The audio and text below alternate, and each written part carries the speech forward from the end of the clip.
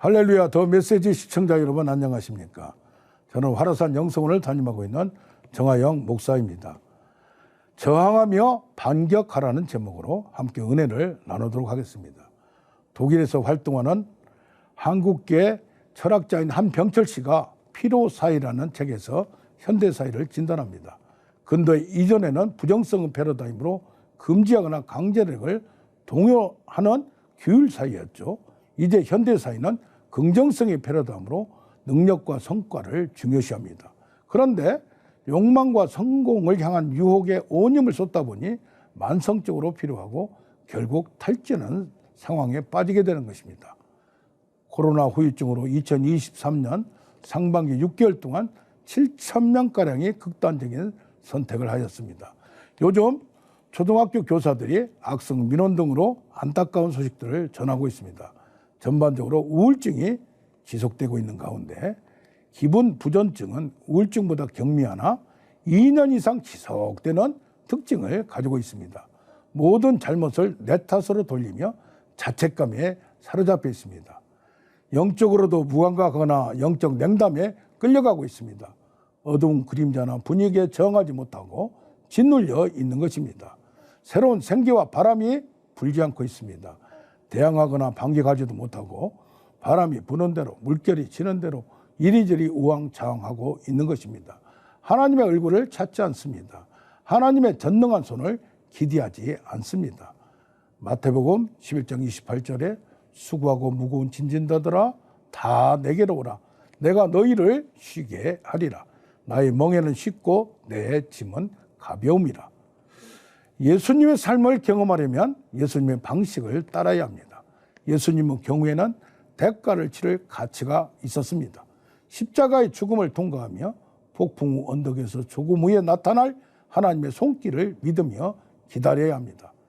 이제 믿음의 사람들은 돌풍이 휘몰아치든지 태풍과 폭풍이 몰아치든지 폭풍의 눈을 직면하고 대면하여 저항하며 대항하고 대반격의 때를 기다려야 합니다. 하나님의 전능함을 확신하는 열정으로 자신의 마음과 생각을 꽉꽉 채우면서 언약의 말씀대로 반드시 승리할 것을 선포하여야 합니다. 실패를 계속적으로 경험하면서 절대적으로 절망하고 있습니다. 세상과 사람에 대한 실망과 배신으로 비관주의와 냉소주의가 발전하여 허무주의로 흐르게 됩니다. 냉소주의의 진짜 이유는 하나님을 경험하지 못한 것입니다. 살아계신 하나님을 두렵고 떨림으로 경험하면 모든 것이 새롭게 보이게 됩니다. 베드로는 하루 저녁 밤새도록 고기를 잡지 못하고 허탕을 치던 아침에 목수인 예수님의 말씀대로 깊은 데로 가서 그물을 던졌더니 이상하게 신기한 기적을 체험하고 배와 그물을 던져주고 예수님을 따라갔습니다. 그러나 예수님의 죽음 이후에 다시 고기 잡으러 바다로 나갑니다. 버려두었던 배를 수선하고 다시 배 타고 바다로 나갑니다. 그러나 여전히 고기가 잡히지 않습니다. 이제는 예수님의 배 오른편에 그물을 던지라고 말씀하십니다. 어부인 베드로가 다시 실패하고 나서야 주님을 다시 발견하게 됩니다. 우리는 또한 습관적인 멸시와 경멸 그리고 증오에 저항해야 합니다. 다른 사람들이 어떻게 생각하든지 상관하지 말고 타인의 시각과 비난에 너무 신경 쓰지 말아야 합니다. 오해와 편견에 좌우되지 말아야 합니다. 마태복음 10장 8절에 너희가 거저 받았으니 거저 주라는 말씀과 같이 무조건적으로 환대하며 파격적인 환대를 베풀어주며 상대방을 포용하면 반드시 선대하게 되어 있습니다. 무조건적인 은혜를 베풀어서 하나님의 사랑과 용서를 충격적으로 경험하게 하여야 합니다. 낙담하게 하거나 절망하게 하는 모든 것들에 흔들리거나 쓰러지지 않아야 합니다. 새로운 창조의 능력인 부활의 영으로 흘러 넘쳐야 합니다.